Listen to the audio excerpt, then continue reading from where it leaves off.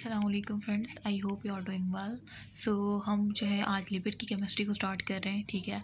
और ये आपकी शॉर्ट बुट बायोकेमिस्ट्री से है और बाकी first year second year MD CAT वाले भी इसको देख सकते हैं, ठीक है। लिपिड की केमिस्ट्री उन्होंने भी पढ़नी है, ठीक है। और बाकी जो भी है बीटीएस वाले, नर्सिंग वाले, XYZ सब जो है लिपिड का यहाँ पे किसी भी एग्ज़ाम्स के लिए इनफ है, ठीक है, जो मैं यहाँ से शॉर्ट बुक से पढ़ा रही हूँ, ठीक है। लेट्स स्टार्ट करते हैं। लिपिड, तो डेफिनेशन क्या है? Lipid are organic compound. Lipid क्या है? एक ऑर्गेनिक कंपाउंड है जो कि किससे बना है? फैटी एसिड और अल्कोहल होते हैं ना, ठीक है। और मे कंटेन अदर कंपाउंड, और दूसरे कंपाउंड भी हो सकते हैं, ठीक है। अच्छा, ये इनसॉल्युबल इन वाटर होता है, ये आपने याद रखना है। बट सॉल्युबल होता है किस में? नॉन पोलर सॉल्वेंट में। जाहिर सी बात है, वाटर क्या है? एक पोलर सॉल्वेंट है, तो लाइक डिसॉल्व लाइक, मतलब वाटर पोलर सॉल्वेंट है और ये लिपिड जो है ये नॉन पोलर है, तो ये तो लाइक डिसॉल्व लाइक है ही नहीं। कहते हैं कि लाइक डिसॉल्व लाइक, इसका मतलब कि ये लिपिड नॉन पोलर है, तो ये नॉन पोलर सॉल्वेंट में ही जाके सॉल्युबल होगा ना, तो इस वजह से ये फैट सॉल्युबल होता है। लाइक ईथर हो गया, क्लोरोफॉर्म, बेंजीन, एसीटोन, इन सब में ये सॉल्युबल होता है, ये फैट सॉल्युबल है लिपिड। तो ये भी आ सकता है एमसीक्यूज़, और बहुत कॉमन एमसीक्यूज़ होगा अगर आएगा। ये आपको पता होना चाहिए कि लाइटर देन वाटर होता है, ठीक है। ये लाइटर होता है किससे? वाटर से। Leave greasy mark when place on paper, अगर आप इसको पेपर पे मार्क करेंगे तो ये ग्रेसी मार्क छोड़ देगा, ठीक है। ये यूटिलाइज होता है लिविंग ऑर्गेनिज्म, जाहिर सी बात है, इससे हम एनर्जी की यूटिलाइजेशन करते हैं, तो यूटिलाइज तो होगा ही ना। और ये क्लास ऑफ लिपिड, किस क्लास ऑफ लिपिड्स में क्या क्या आ जाते हैं? ट्राई ग्लाइसराइड आ जाते हैं, कोलेस्ट्रोल आ जाते हैं, बाइल सॉल्ट्स, ये सब आप पढ़ेंगे, ये सब किस तरह से होता है, ठीक है। यहाँ पे जैसे आप इनकी केमिस्ट्री पढ़ेंगे, फिर मेटाबॉलिज्म में मैं आपको बताऊंगी किस तरह से कोलेस्ट्रॉल की सिंथेसिस होती है।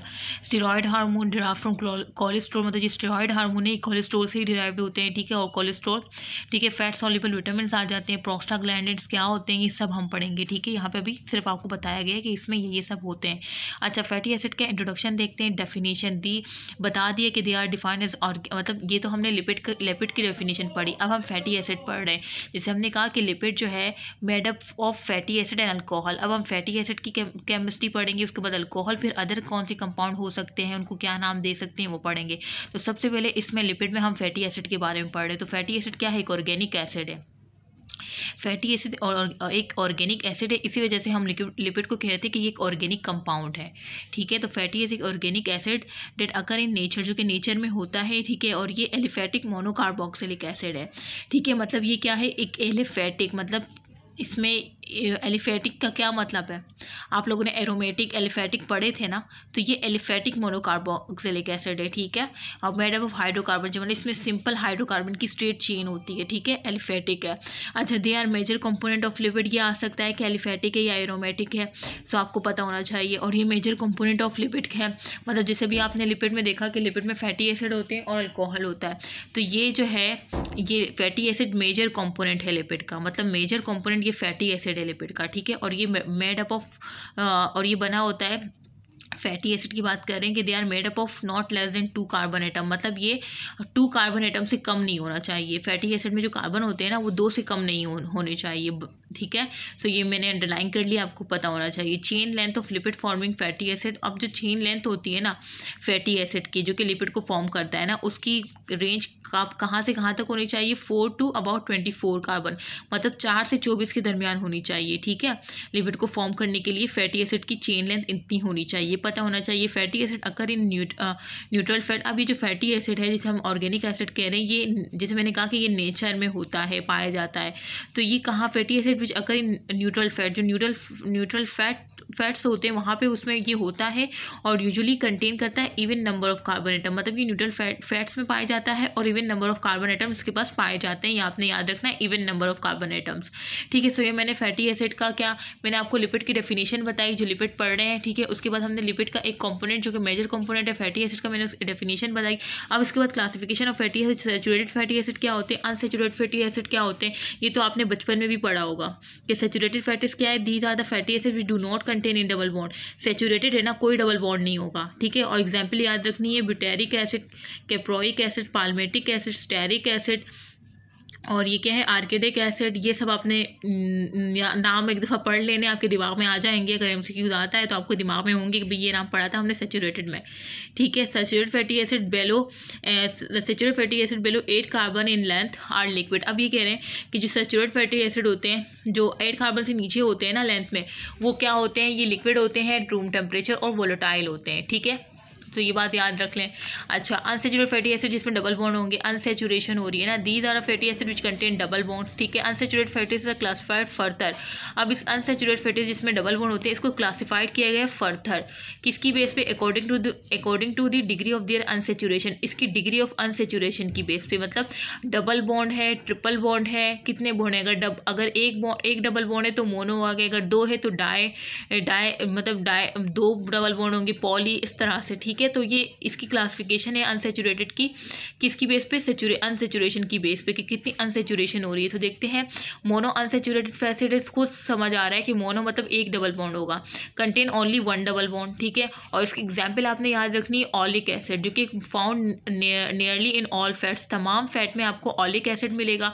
तो आपने याद रखना है कि ऑलिक एसिड जो है, ठीक है, ये ऑलिक एसिड आपने याद रखना है कि इसमें 1 डबल बॉन्ड होता है और ये तमाम फैट्स में पाया जाता है, ठीक है। उसके बाद देखें पॉली अनसैचुरेटेड फैटी एसिड। तो poly unsaturated fatty acid contain more than 1 double bond. इसमें क्या होता है, एक से ज़्यादा डबल बॉन्ड होते हैं। देखिए पॉली आ रहा है, मतलब इसमें एक से ज़्यादा होंगे, ठीक है। These are 3 poly unsaturated fatty acid. अब इस दीज आर मतलब इसमें इस पॉली का मतलब क्या होता है, मैनी। पॉली का क्या मतलब है, मैनी। ये तो आपको पता होगा ना, लिखने की नीड नहीं है, ठीक है। तो आप लिख लें अगर नहीं पता जिसको। तो अब ये कह रहे हैं कि इसमें एक से ज़्यादा डबल बॉन्ड होते हैं। दीज आर मतलब पॉली अनसैचुरेटेड फैटी एसिड जो है, ये 3 पॉली अनसैचुरेटेड फैटी एसिड होते हैं। मतलब इसमें 3 अनसैचुरेटेड फैटी एसिड होते हैं, ठीक है। कौन कौन से नाम देखें आप, बायोलॉजिकल, और ये बायोलॉजिकल इंपॉर्टेंस भी रखते हैं। एक है लिनोलिक एसिड, एक है लिनिक एसिड, एक है एराकीडोनिक एसिड। देखिए यहाँ पे जो आपने पढ़ा था ना, उसमें सैचुरेटेड वो एराकीडिक एसिड था, ठीक है। ये एराकीडोनिक एसिड है, ठीक है। तो इसमें कंफ्यूज नहीं हो जाइएगा। Contain 2, 3, 4 double bonds respectively, 2, 3, 4 double bonds होते हैं रिस्पेक्टिवली, ठीक है। तो ये नाम एक दफ़ा पढ़ लें, ठीक है। Poly unsaturated fatty acid are known essential fatty acid. अब पॉली अनसैचुरेटेड, किसकी बात हो रही है, पॉली अनसैचुरेटेड फैटी। इसको तो आप अंडरलाइन कर लें। एक्चुअली मेरे एक हाथ में तो मोबाइल है, मेरे पास यहाँ पे हाईलाइटर तो रखे हुए हैं, ठीक है। इससे हाईलाइट करते हैं, ये मैंने मोस्ट इम्पोर्टेंट के लिए रखा हुआ है। अच्छा, मैंने क्या कहा था कि ये आपने याद रखना है कि जो पॉली अनसैचुरेटेड है ना, जिसमें एक से ज़्यादा डबल बॉन्ड होते हैं, एक्चुअली वो क्या होते हैं, वो एसेंशियल होते हैं, एसेंशियल फैटी एसिड होते हैं, ठीक है। ये आपने याद रखना है। अच्छा, ये तो हो गया। अब क्या है, become they are not, because essential का मतलब क्या है, एसेंशियल मतलब जो कि आपकी बॉडी में प्रिपेयर नहीं होता, ठीक है, आपकी बॉडी में सिंथेसाइज नहीं होता, सॉरी, वो आपको आउटसाइड इन्वायरमेंट से लेना पड़ता है। मतलब जैसे कि non essential amino acid, essential amino acid देखे थे, नॉन एसेंशियल जिसकी प्रोडक्शन आपकी बॉडी में हो रही होती है, तो उसकी नीड नहीं होती कि आप बाहर से लें। लेकिन एसेंशियल में क्या होता है कि आपकी बॉडी में एसेंशियल अमाइनो एसिड की सिंथेसिस नहीं हो रही होती और आपको बाहर से लेना पड़ता है बॉडी की रिक्वायरमेंट को पूरा करने के लिए।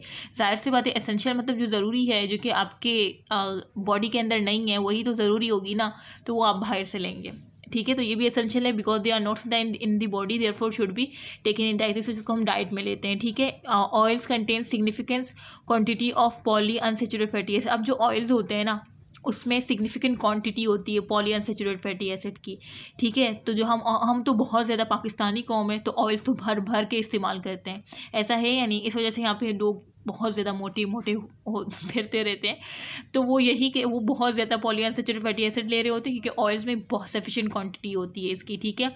कॉर्न ऑयल, अब कौन कौन से ऑयल, एक कॉर्न ऑयल हो गया, वीट गैम ऑयल हो गया, पीनट ऑयल हो गया, सोया बीन्स ऑयल हो गया, इन ऑयल्स में होता है, ठीक है। Lack of essential fatty acid can produce growth retard. अगर आपके पास एसेंशियल फैटी एसिड मतलब ये जो मैंने अभी बताया कि ये एसेंशियल फैटी एसिड मतलब आपके दिमाग में आना चाहिए कि पॉली अनसैचुरेटेड फैटी एसिड की बात हो रही है। अब ये कह रहे हैं अगर इसकी कमी हो जाए, lack of essential fatty acid, तो फिर क्या होगा, कैन प्रोड्यूस ग्रोथ रिटार्डेशन, मतलब आपकी ग्रोथ रुक जाएगी, ग्रोथ रिटार्डेशन हो जाएगी, और अदर डेफिशिएंसी सिंड्रोम, और दूसरे डिफिशिएंसी सिंड्रोम आपको देखने को मिल सकते हैं। तो इसको भी अंडरलाइन कर लें, इसको अंडरलाइन करते हैं हम ग्रीन से, ठीक है। कि lack of essential fatty acid can produce growth retardation other deficiency symptom. ठीक है, ये आपको पता होना चाहिए।